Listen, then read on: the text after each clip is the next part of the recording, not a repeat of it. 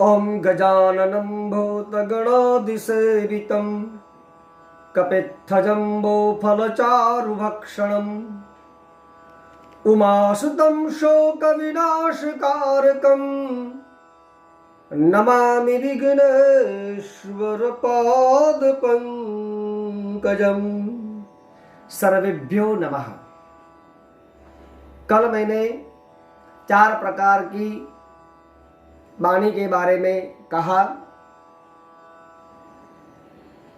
आज मैं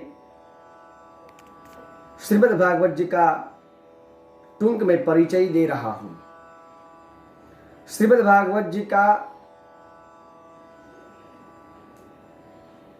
शुरुआत करने से पहले 6 अध्याय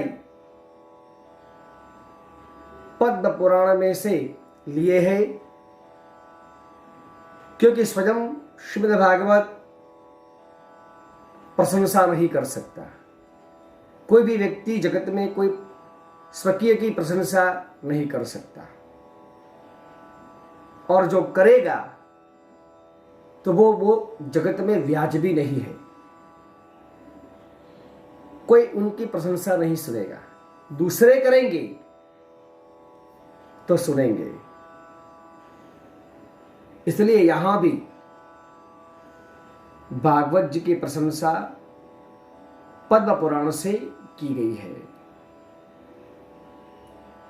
भगवान के 6 ऐश्वर्य है: श्री, यश, वीर्य, पराक्रम, ज्ञान और वैराग्य।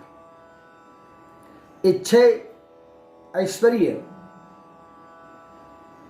श्रीमद् भागवत जी के 12 स्कंदों में 2-2 स्कंदों में कहे गए हैं।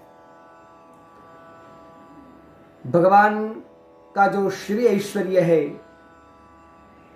वो भागवत जी के पहला और दूसरा स्कंद में कहा गया है कि भगवान के जो श्री ऐश्वर्य है वो कैसा है। श्रीमद् भागवत जी का पहला जो स्कंद है इसका नाम है अधिकार लीला। अधिकार बिना जगत में कुछ प्राप्त नहीं होता।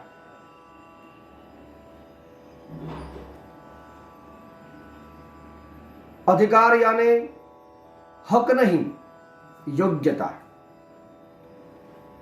जगत में जो भी कुछ मिलता है वो योग्यता से मिलता है, अधिकार से नहीं मिलता।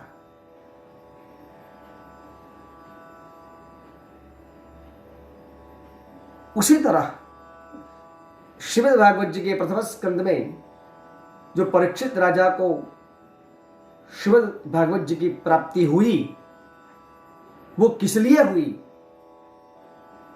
क्योंकि उनके जीवन में 5 वस्तु शुद्ध थी।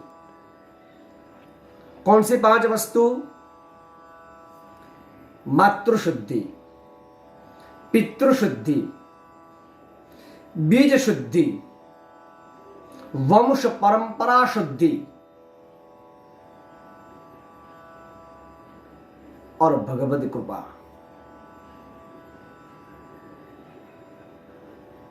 जीवन में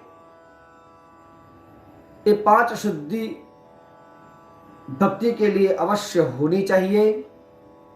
ये 5 शुद्धि के बिना भगवान के प्रति प्रेम जागृत नहीं होता।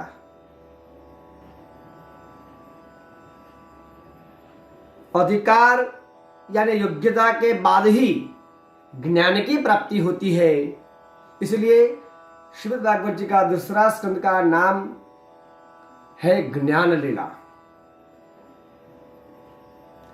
आज बस इतना पर्यंत मैं कह रहा हूं। कल मैं भागवत जी के दूसरे स्कंद के बारे में कहूंगा। सबको मेरा प्रणाम। जय श्री कृष्ण।